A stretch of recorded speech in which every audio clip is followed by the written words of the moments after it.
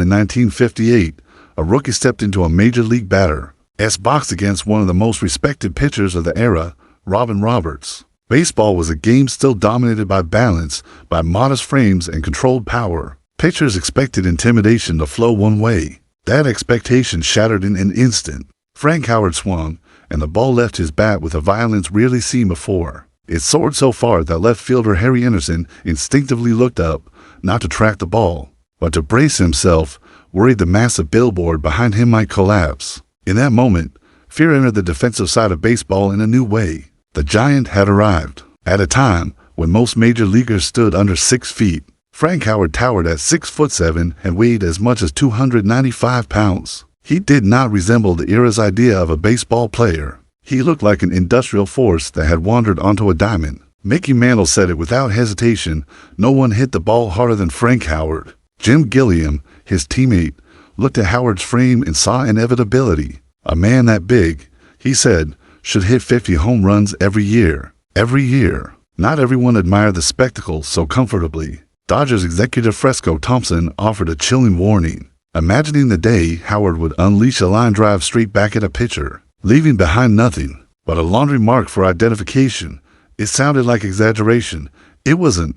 Just 6 days after his debut, Howard ripped a foul liner that struck Duke Snider in the head, ending Snider's season. The message was unmistakable. This wasn't just power, it was danger. Baseball had never quite prepared itself for a hitter like this, and the sport would spend the next decade trying to figure out how to contain him. By 1960, Howard was named National League Rookie of the Year, but the award masked an uncomfortable truth. Expectations had arrived faster than understanding. Under manager Walter Alston, Howard found himself platooning in the Dodgers outfield, trapped between his raw potential and his very real flaws. His strike zone was enormous, a function of his size, and pitchers exploited it mercilessly. He chased pitches he had no business swinging at, and his strikeouts piled up. Howard never hid from that reality. He admitted openly that he wasn't a complete player. He couldn't throw like one. He didn't always hit like one. What he could promise was effort, and sometimes effort wasn't enough. By 1964, the cracks widened. Howard was hitting just 226, and frustration overtook confidence. At age 28, he reached a breaking point so severe that he threatened to walk away from baseball entirely. He talked about retiring to work in a box factory in Green Bay. For a man with his physical gifts, it was a stunning admission. He requested a trade, not out of anger, but out of exhaustion. Even years later, when Ted Williams would manage him, those early struggles still echoed. Sports Illustrated captured the concern perfectly in 1969, writing that Frank Howard would kill your sensibilities as a batter, his strikeouts on bad pitches haunting you long after the game ended. Howard didn't need hype. He needed clarity.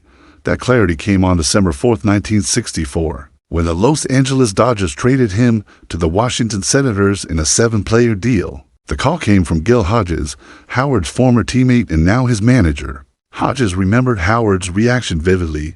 Frank was enthusiastic, energized by the chance to start over. He promised 100%, the only currency he had ever truly controlled. But Hodges offered more. The playing time.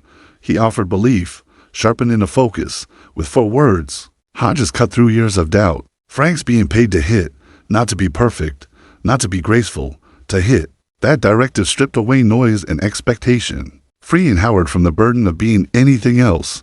In Washington, he finally played regularly. In 1965 and 1966, he combined for 39 home runs, solid numbers, but more importantly, signs of stability.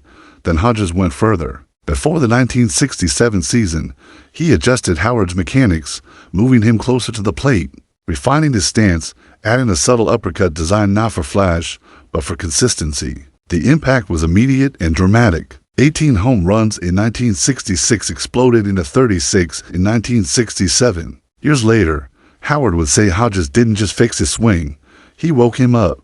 Instead of wandering through the game, Howard began thinking like a professional hitter. Hodges had a way of locking in attention, steel blue eyes demanding accountability.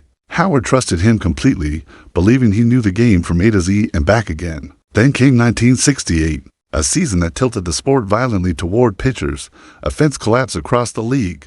The American League hit a collective point to 3-0, 1 in 5 games ended in a shutout. Carl Yastrzemski won the batting title at .301, nearly becoming the only champion ever to finish below .300.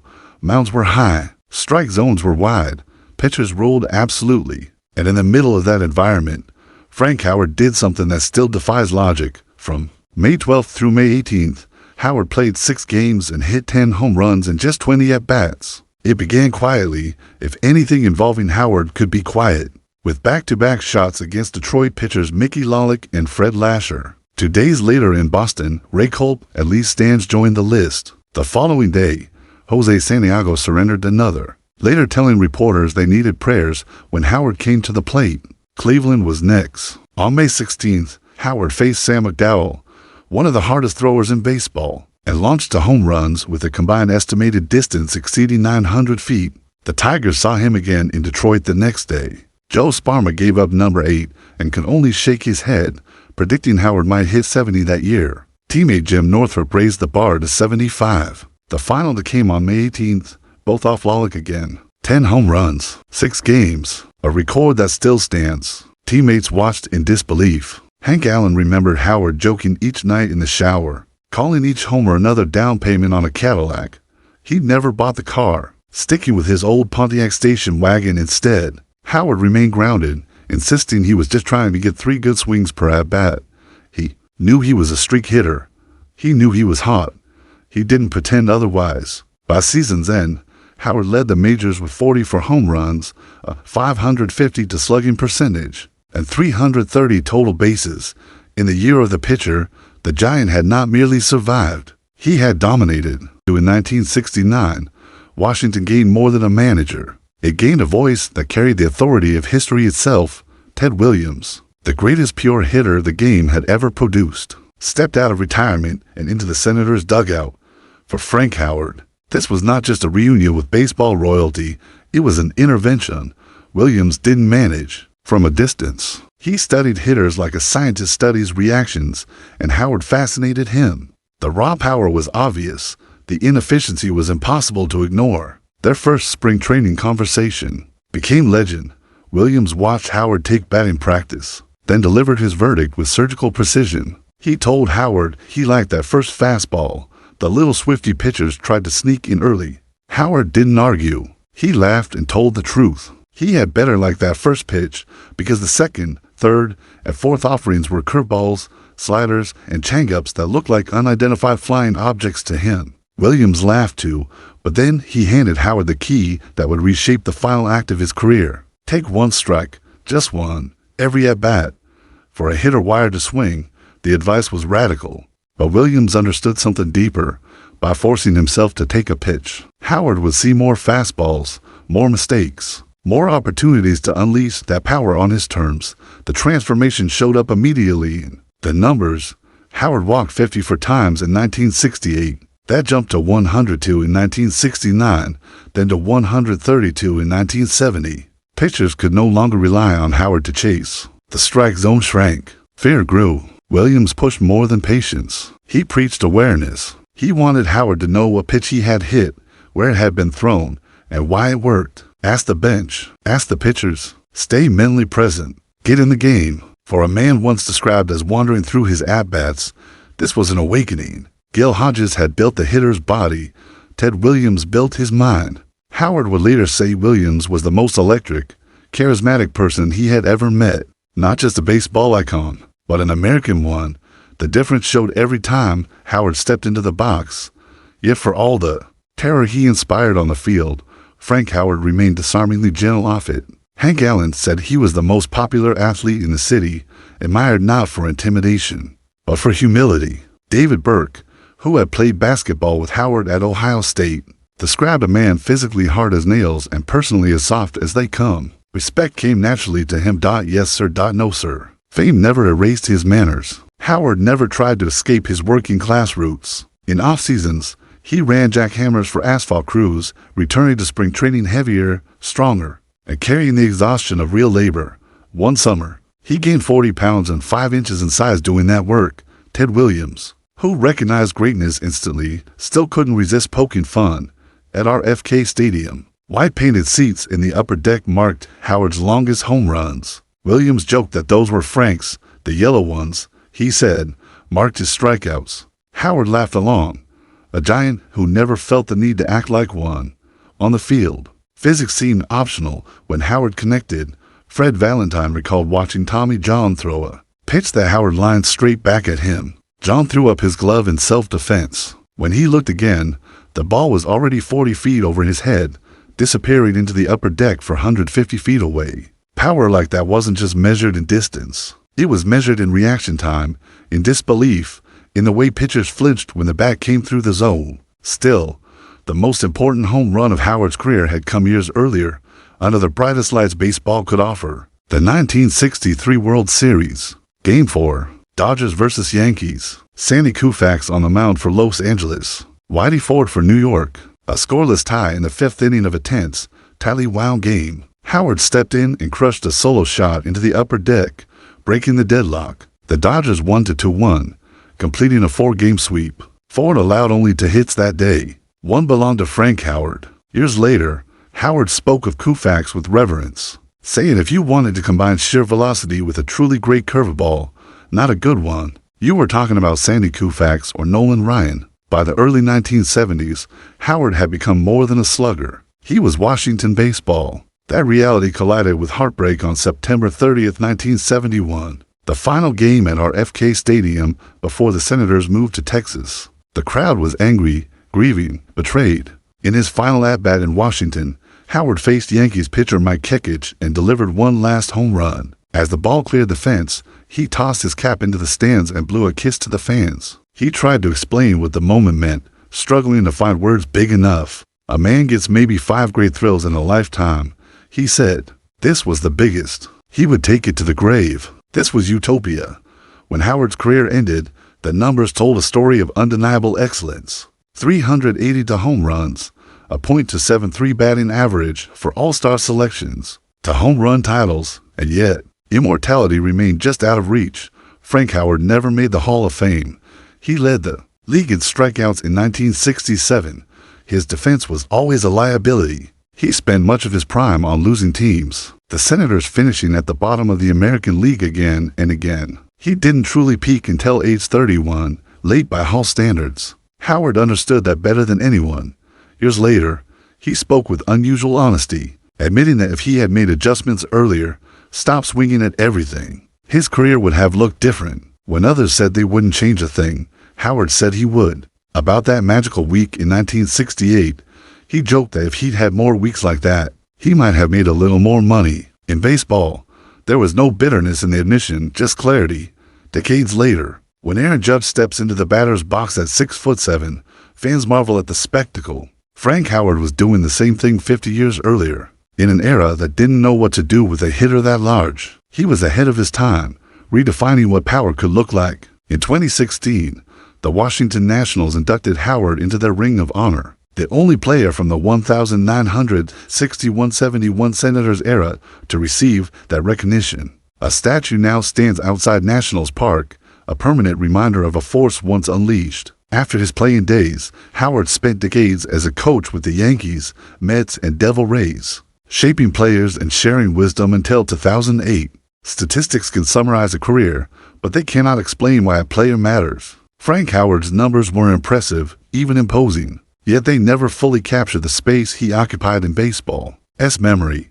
To understand that gap, you have to look beyond the box score and into the era he lived in, the economics he played under, and the culture he quietly reshaped. Howard existed at a strange intersection of old baseball and modern baseball, a bridge between the compact, contact-driven game of the 1950s and the power-driven spectacle that would eventually dominate the sport. Howard played in a time before free agency, before television money transformed athletes into global brands. His entire career salary, $770,000, reflected a system that prized ownership stability over player leverage in today's terms. Adjusted for inflation, that figure still pales beside modern contracts.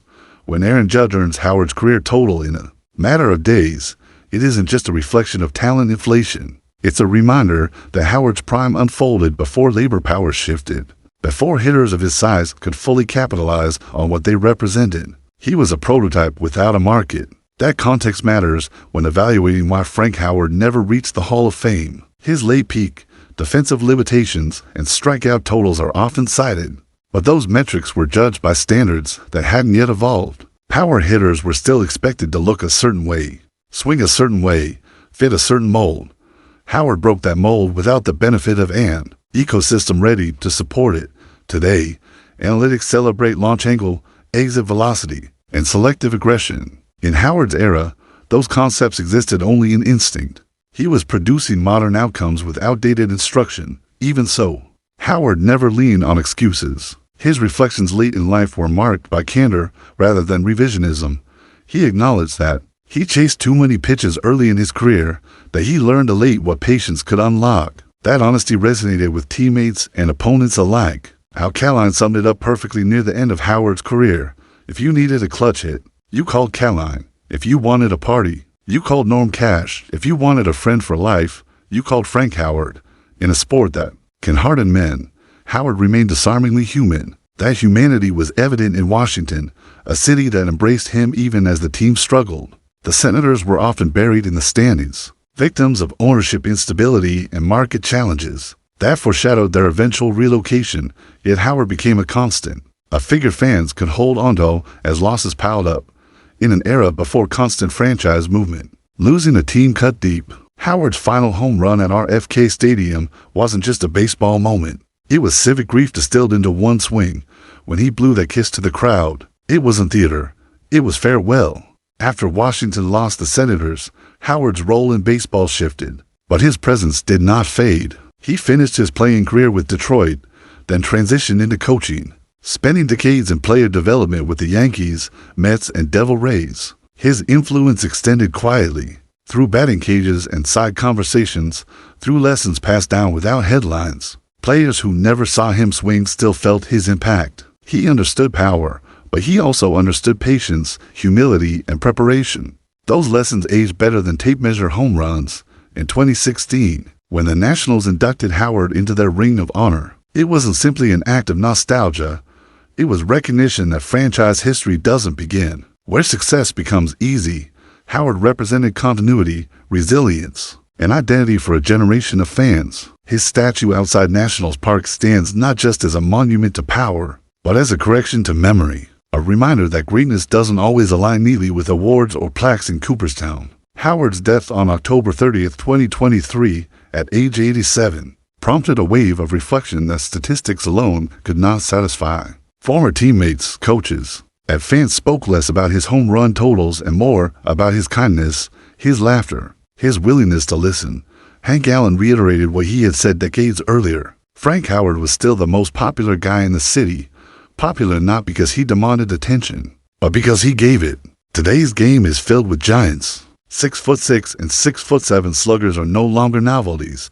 They are expected. But that normalization traces back to players like Frank Howard, who proved that size and skill were not mutually exclusive. When modern hitters step into the box with optimized swings and data-driven approaches, they are building on a foundation Howard helped pour, often unknowingly, often without credit. Howard himself understood the balance between regret and gratitude. He admitted he wished he had more weeks like that magical stretch in 1968. He admitted he might have earned more money had he played later, but he never framed his career as a disappointment. For every one or two things that didn't go his way, he said, 1,000 great things did. That perspective, grounded and unpretentious, may be his most enduring lesson. The image of Frank Howard that lingers isn't he just the towering figure crushing baseballs into the upper deck. It's the man driving an old Pontiac station wagon instead of a Cadillac. The man laughing at Ted Williams' jokes. The man saying yes sir and no sir long after superstardom granted him the right not to. Power defined how pitchers saw him. Humility defined how everyone else remembered him. A statue stands outside Nationals Park. His name hangs in the Ring of Honor. Those are physical markers, solid and unmoving. But Frank Howard's real legacy lives elsewhere, in memory and influence, in the evolution of the game itself. He terrified pitchers for 15 years, but he inspired players for far longer. Baseball eventually caught up to what Frank Howard already was, and in doing so, it confirmed what those who knew him had always understood. The giant was never just his strength. It was his character.